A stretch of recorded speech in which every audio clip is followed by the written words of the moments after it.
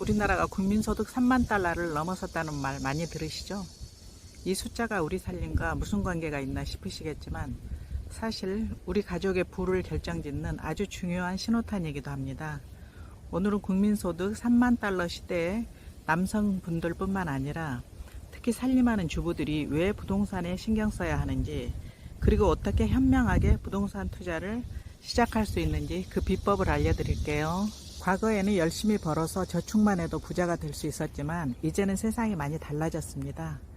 국민소득이 3만 달러를 넘어서면, 즉 우리 경제 수준이 한 단계 높아지면서 나타나는 현상이 있습니다.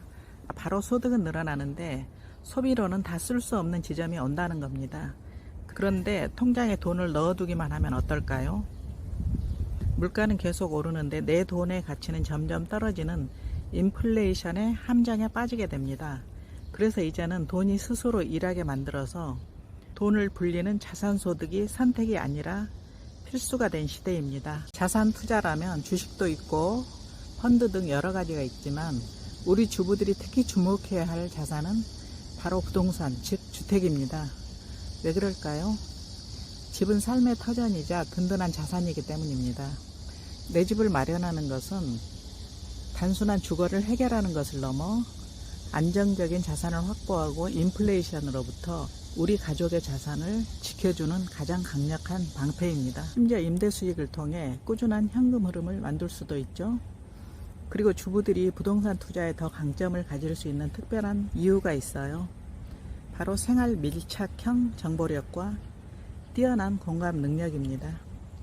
남자들은 보통 통계나 수치, 정책 변화 등 분석적인 정보에 집중하는 경향이 있죠. 그리고 회사 일에 매진해야 해서 승진도 해야 하고 언제 회사를 그만둘지 모르기 때문에 부동산, 특히 집에 대해 신경을 쓸 여력이 없습니다. 하지만 주부들은 다르죠. 맞벌이를 하는 와중에도 아이 학교는 어디가 좋은지, 동네 마트는 가까운지, 공원은 있는지, 병원은 잘 되어 있는지 등 생활 속의 그 정보에 굉장히 민감합니다. 친구들과의 수다 속에서, 온라인 커뮤니티에서 아이들 학원 데려다 주면서 나누는 이야기 속에서 어디가 살기 좋더라, 어떤 지역이 뭐가 새로 생긴다 같은 황금 같은 정보를 자연스럽게 얻게 되죠. 과거부터 친구 따라 강남 간다는 말도 있잖아요. 자고로 사람은 좋은 방면으로는 귀가 팔랑거릴 필요가 있어요.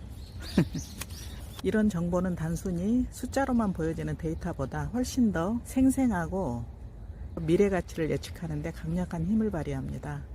게다가 주부들은 주거 공간을 단순한 투자 상품이 아닌 우리 가족의 살아갈 공간으로 바라보는 경향이 강합니다.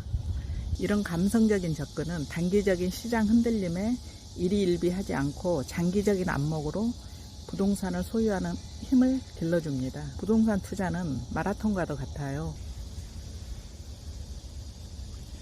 꾸준히 장기 보유했을 때 그 진가가 드러납니다. 그럼 우리 주부들이 현명하게 부동산 투자를 시작하려면 어떻게 해야 할까요? 첫째는 동네 전문가가 되어 우리 동네 또는 관심 있는 지역의 학군, 상권, 교통, 개발 계획 등 모든 것을 꿰뚫어 보세요.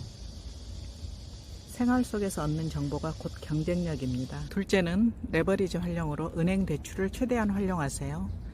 자신의 총 수입에서 이자 부담은 30% 이내로 계획하고 대출 이자를 아까워하면 자산은 늘어나지 않습니다. 자산 상승을 화폐가 따라가지 못하기 때문이죠. 셋째는 조급해하지 말고 길게 보고, 부동산은 단기가 아닌 장기 투자 자산입니다.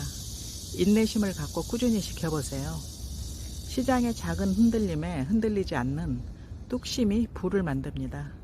사랑하는 우리 가족의 든든한 보금자리를 마련하고 미래를 준비하는 일, 이제 더 이상 어렵게 생각하지 마세요.